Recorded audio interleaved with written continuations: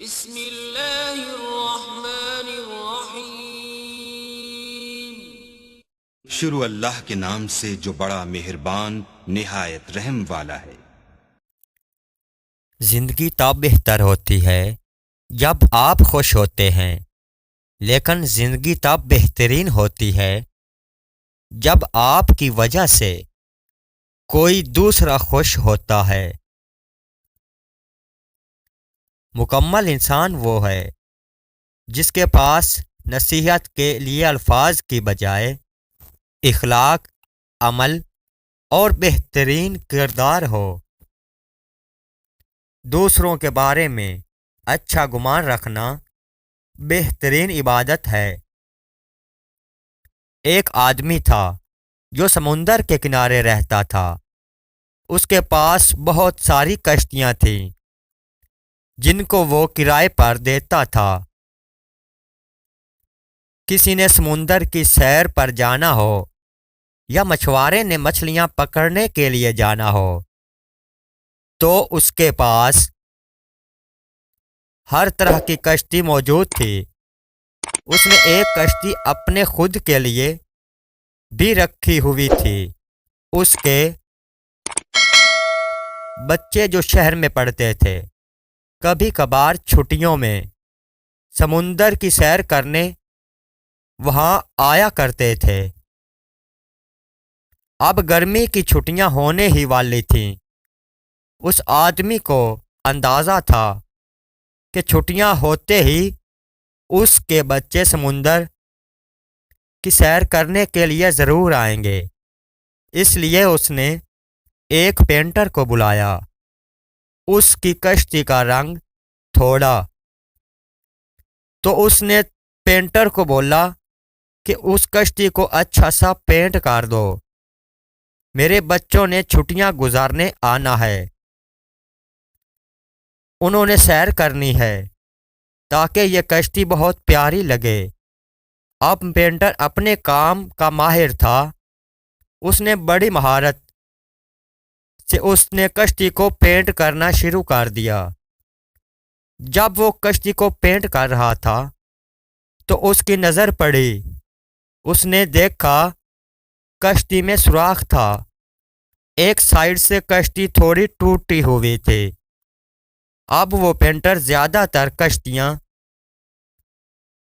کو ہی پینٹ کرنے کا کام کرتا تھا، اس لیے اس نے کشتیوں کی مرمت کرنی بھی تھوڑی بہت آتی تھی۔ سوراخ چونکہ زیادہ بڑا نہیں تھا، اس نے بڑے آرام سے سوراخ کو ریپیئر کر کے اس پر بھی پینٹ کر دیا۔ کشتی اب ایک دم بالکل نئی ہو گئی تھی۔ پینٹ کا کام مکمل کرنے کے بعد اس نے کشتی مالک کے حوالے کر دی اور اپنے پیسے لے کر وہاں سے چل دیا۔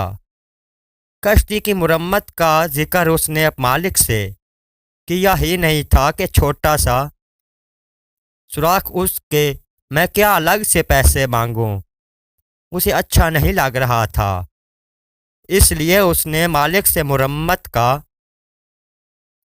ذکر ہی نہیں کیا اور واپس اپنے گاؤں چلا گیا۔ پھر اچانک اس کو دوبارہ بلانے کے لیے ایک آدمی آیا کہ جس کشتی کو تم نے پینٹ کیا تھا اس کا مالک سیٹھ تمہیں بلا رہا ہے۔ وہ یہ سن کر پریشان ہو گیا، گھبرا گیا کہ اس نے تو اپنا کام بڑے اچھے سے کیا تھا، کہیں کوئی کمی تو نہیں رہ گئی تھی کہ دوبارہ بلاوا آیا ہے۔ خلاف توقع سیٹھ نے اسے اچھے سے استقبال کیا، ایک لفافہ اس کے ہاتھ میں پکڑا دیا۔ اب یہ پینٹر نے جب لفافہ کھولا تو اس میں پیسوں سے بھرا ہوا تھا۔ پینٹر یہ دیکھ کر حیران رہ گیا کہ اس نے مالک آپ کی کشتی کا کام مکمل کیا تھا، اس کے پیسے تو مجھے مل گئے تھے، تو اب یہ اتنے پیسے کیوں؟ سیٹھ نے کہا تم یہ صحیح کہہ رہے ہو، یہ جو اب پیسے میں تمہیں دے رہا ہوں یہ تمہارے دوسرے کام کے ہیں۔ جتنا بڑا کام تم نے کیا ہے اس کے حساب سے تو بہت کم ہیں۔ پینٹر حیران رہ گیا کہ کون سا کام؟ سیٹھ نے بتایا، میں اپنے کام میں اتنا بزی تھا کہ میرے بچے سیر کے لیے آنے والے تھے اور میں نے اس کو پینٹ کروایا تھا، تو آپ نے اپنا کام اچھے سے کیا اور چلے گئے۔ اگلے ہی دن بچے چھٹیاں گزارنے آ گئے تھے اور آتے ہی وہ سمندر کی سیر کو چلے گئے تھے۔ مجھے بعد میں پتہ چلا کہ وہ کشتی میں تو سوراخ تھا، میں آپ کو بتانا بھول گیا تھا۔ تب یاد آیا جب وہ سیر کے لیے نکل چکے تھے۔ میں تمہیں بتا نہیں سکتا کہ اس وقت میری کیا حالت تھی۔ میرے بچے میرے سرمایہ تھے اور وہ اس کشتی میں تھے جس میں سوراخ تھا۔ میری بیوی تو صدمے سے بے ہوش ہو گئی تھی۔ مجھے نظر آ رہا تھا کہ اب میں اپنے بچوں کو کبھی نہیں دیکھ سکوں گا، لیکن جب وہ خوشی خوشی واپس آئے تو مجھے معجزہ لگا، اور جب میں نے دیکھا تو سوراخ کی مکمل مرمت ہو چکی تھی۔ اس دن میں نے اللہ کا شکر ادا کیا، اور آپ کی اچھی خوبی کی وجہ سے میرے بچوں کی زندگی بچ گئی تھی، اور میں آپ کا بھی قرض دار ہوں۔ آپ کی اچھائی کی وجہ سے آج میں بہت خوش ہوں۔ آپ نے میرے لیے بہت بڑا کام کیا ہے، اس حساب سے یہ پیسے بہت کم ہیں، اور آپ بہت انمول ہو میرے لیے۔